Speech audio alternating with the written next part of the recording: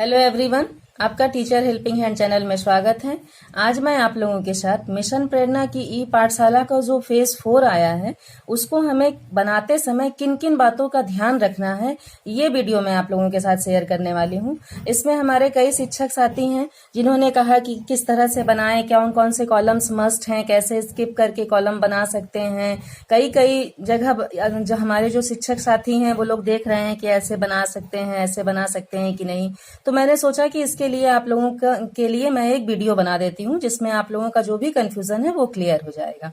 तो देखिए, जो हमारा मिशन प्रेरणा का फेज 4 है ई पाठशाला का, तो इसमें हमें सबसे पहले क्या ध्यान रखना है, जो कॉलम्स हैं हमारे, हमें कौन कौन से कॉलम्स बनाने हैं ये मस्ट है हमारा, कि कॉलम्स का हमें ध्यान रखना है। अब कॉलम्स में क्या है, कॉलम्स हम लोग किस तरह से बनाते हैं, जब भी हम लोगों से विभाग के द्वारा किसी भी चीज का डिटेल्स मांगा जाता है तो हम लोगों के लिए कोई परफेक्ट फॉर्मेट नहीं आता है, बस हम लोगों से डिटेल्स मांगा जाता है और हम लोग डिटेल्स के अकॉर्डिंग ही अपना फॉर्मेट तैयार करते हैं। तो सेम वही हमें इसमें भी दिखाना है कि जो फॉर्मेट हमसे विभाग के द्वारा मांगा जा रहा है, जैसे कि दिनांक हो गया हमारा, ये दिन है, हो गया हमारा दिनांक है, दिन है, पिता का नाम, मोबाइल नंबर, ये जो कॉलम्स हैं हमारे, ये सब कॉलम्स हमारे मस्ट हैं। जैसे कि जब वीसी होती है, वीसी के दौरान ये पूछा जाता है कि आपने किन बच्चों से बात किया है, उसके बाद किन बच्चों से बात किया तो उनके गार्जियंस का भी डिटेल आपके पास रहना चाहिए, क्योंकि बच्चों से तो हमें बात करनी नहीं है, उनके अभिभावक से बात करनी है। बच्चों के साथ साथ अभिभावक का भी रिस्पॉन्स हम लोगों को पता होना चाहिए, तो इसलिए उनके गार्जियन का भी डिटेल हमारे पास होना चाहिए। मोबाइल नंबर रहेगा तभी हम उनसे बात कर सकते हैं, तो इसलिए मोबाइल नंबर का भी कॉलम मस्ट है। कक्षा जो है, कक्षा भी हमारा जरूरी है, कक्षा हमने लिख लिया। उसके बाद देखिए, जो टीवी है, रीड अलोंग ऐप है, दीक्षा ऐप है, प्रेरणा लक्ष्य ऐप है और व्हाट्सएप है, तो इन्हीं माध्यमों से कौन कौन से माध्यम से बच्चे शिक्षा प्राप्त कर रहे हैं, इन्हीं माध्यमों से बच्चे शिक्षा प्राप्त कर रहे हैं। तो जब भी वीसी होती है या जब भी हमारे यहाँ कोई अधिकारी आता है तो वो हम लोगों से यही पहले प्रश्न करता है कि कितने बच्चे आपके रीड अलोंग से जुड़े हुए हैं, कितने बच्चे आपके दीक्षा ऐप इंस्टॉल किए हैं, कितने बच्चों ने प्रेरणा लक्ष्य ऐप इंस्टॉल किया है और कितने बच्चे आपके व्हाट्सएप ग्रुप से जुड़े हैं। तो इसलिए हमें ये कॉलम भी मस्ट बनाने हैं कि कौन से बच्चा हमारा किस किस माध्यम से जुड़ा हुआ है। ये सारे कॉलम्स हो गए। और डीडी यूपी पर प्रसारित कार्यक्रम का भी कॉलम बनाना है कि हमने क्या क्या शेयर किया है। गतिविधि आधारित कार्यक्रम का भी कॉलम बनेगा। उसके बाद जो नेक्स्ट कॉलम आ गया गृह कार्य का। अब गृह कार्य में कुछ शिक्षकों को कंफ्यूजन था कि जिसके पास स्मार्टफोन नहीं है उनको कैसे गृह कार्य दे रहे हैं, तो ये बात यहाँ पर वो नहीं है। बात यहाँ है कि गृह कार्य हम सिर्फ उन्हीं बच्चों के लिए दे रहे हैं जो बच्चे हमारे व्हाट्सएप ग्रुप में जुड़े हुए हैं, उनके लिए ये गृह कार्य का कॉलम यहाँ बनाया गया है। उसके बाद जिस भी अभिभावक से हमारी बात होती है तो उनसे जो भी बात हुई हो ये हमें रिमाइंडर रहे और हम अपने अधिकारियों को ये बात बता सकें, इसलिए अभिभावक की प्रतिक्रिया का कॉलम है। पर डे हम लोगों को 5 बच्चों से 5 अभिभावकों से बात करने का लक्ष्य दिया गया है। आप उससे ज्यादा कर सकते हैं लेकिन उससे कम नहीं।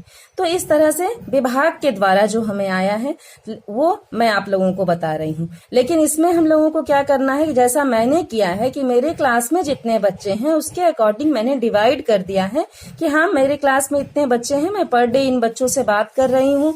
कई बच्चे हैं जिनके पास है ही नहीं स्मार्टफोन, तो कैसे हम लोगों से बात हमारी नहीं हो पाती है, किसी कारण से फोन लगा रहे हैं, बात नहीं हो पा रही है, तो उनका डिटेल्स हमें यहाँ रजिस्टर में नहीं दिखाना है कि मैंने फोन लगाया लेकिन फोन उठा नहीं, ये नहीं मतलब है। बात यहाँ क्या है कि हमारी किससे बात हो रही है, वो सारे डिटेल्स हैं। तो इसलिए मैंने जो ये फॉर्मेट बनाया है, ये मैंने इसके जो हमारे फेज 4 के मुख्य कंपोनेंट्स हैं उसके आधार पर मैंने ये कॉलम्स बनाए हैं। और अपने सभी शिक्षक साथियों से मैं यही अनुरोध करूंगी कि आप लोग इसी कॉलम्स के हिसाब से अपना रजिस्टर भी मेंटेन रखें। अब इसमें देखिए, दूसरा एक कुछ प्रश्न था कि अगर मान लीजिए हम शिक्षक हैं, 2 क्लासेस में पढ़ा रहे हैं, अब ये तो है नहीं कि हाँ एक ही क्लास में हमारा पीरियड है, अन्य क्लासेस में भी हमारा पीरियड रहता है, तो उसको हम कैसे मेंटेन करें, ये कुछ शिक्षक पूछ रहे थे। तो इसके लिए मैं ये बताना चाहती हूँ कि जैसे यहाँ हमारा दिनांक और दिन का कॉलम है, तो दिनांक दिन तो हमारा सेम रहेगा। यहाँ छात्र का नाम जो मैंने लिखा है, इस छात्र के नाम के नीचे आप उस क्लास के भी बच्चे का नाम लिख लीजिए जिसके अन्य आप टीचर हैं, उनका डिटेल्स यहाँ दे दीजिए। कक्षा यहाँ उसका लिख दीजिए। मान लीजिए कि आप कक्षा 4 के भी टीचर हैं, 3 के भी हैं, तो यहाँ कक्षा 4 लिख दीजिए और उसका माध्यम लिख दीजिए कि हाँ वो किस माध्यम से जुड़ा हुआ है, और जो कक्षा 4 का प्रसारण का आया है वो आप यहाँ पर लिख सकते हैं। जो भी डीडी यूपी पर प्रसारित कार्यक्रम था, गतिविधि आधारित कार्यक्रम, आपने गृह कार्य क्या दिया, अभिभावक की प्रतिक्रिया। तो सेम अगर आप किसी अन्य क्लास के भी टीचर हैं, कक्षा 3 के साथ साथ आप किसी अन्य क्लास को भी पढ़ाते हैं, तो आपको अन्य और अलग तरीके से फिर कोई फॉर्मेट नहीं बनाना है। इसी के नीचे आप उस बच्चे का भी डिटेल्स लिख दीजिए जिस अन्य क्लासेस के बच्चे या अभिभावक से आपकी बात होती है। आप ऐसा कर सकते हैं। इस तरह से आप 2 क्लास के, अगर 3 क्लास के टीचर हैं, वो आप कर सकते हैं। पहली चीज, और ये भी ध्यान रखना है कि हमारा जो ई कंटेंट आता है वो हिंदी का, गणित का, अंग्रेजी का और हमारा परिवेश का, यही 4 का आ रहा है। तो अगर आप इन 4 विषयों के टीचर हैं तो उस हिसाब से आप अपना कॉलम मेंटेन करिए, और अन्य क्लासेस के टीचर हैं तो इस तरह से बनाइए। और अगर फिर भी आप लोगों को कोई प्रॉब्लम आता है, नहीं समझ पा रहे हैं या नहीं बना पा रहे हैं, तो आप लोग कमेंट सेक्शन में लिखिएगा। मैं उसका भी फॉर्मेट आप लोगों को बना करके बता दूंगी कि किस तरह से आप लोगों को बनाना है। कुछ और भी हैं, जैसे मान लीजिए 6, 7, 8 में हैं कि अनुदेशक हैं, विषय विशेषज्ञ हैं, भाई किसी विशेष विषय के लिए हैं, जैसे कला है, कला के टीचर हैं और शारीरिक शिक्षा के टीचर हैं, तो उनका है कि हमें नहीं बनाना है। लेकिन ऐसा कुछ नहीं है, आपको सभी को बनाना है। ये फेज 4 का ई पाठशाला रजिस्टर ये सभी के लिए बनाना है। कॉलम्स और फॉर्मेट थोड़े चेंज हो जाएंगे। तो अगर आप लोगों को इस तरह का कोई भी प्रॉब्लम आप फेस कर रहे हैं तो कमेंट सेक्शन में लिखिएगा, उसके लिए मैं आप लोगों को वीडियो प्रोवाइड कर दूंगी।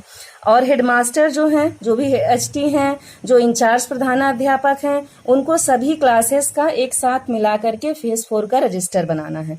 तो ये सब चीज के लिए अगर आपको चाहिए कि हाँ किस तरह से बनाएंगे, तो उसके लिए आप लोग कमेंट सेक्शन में लिखिएगा। बाकी जैसे टीचर्स को बनाना है, एटी को जिस तरह से बनाना है, शिक्षा मित्र हैं हमारे, अनुदेशक हैं हमारे, तो जिस तरह से बनाना है आप लोग ऐसे बना सकते हैं। सारे कॉलम्स आप लोग यही रखिए और इसी तरह से बनाइए। आप लोग कोई भी फेज 4 के रजिस्टर को बनाने में दिक्कत नहीं आएगी। और मैंने कक्षा 1 से लेकर 8 तक के सभी कंटेंट अपने चैनल पर प्रोवाइड करा दिया है। आप लोग वहां से जाकर के चेक कर सकते हैं। कोई प्रॉब्लम हो तो आप लोग कमेंट सेक्शन में लिखिए। अगर मेरा वीडियो आप लोगों के लिए हेल्पफुल होता है तो please like, share and subscribe करें। Thank you.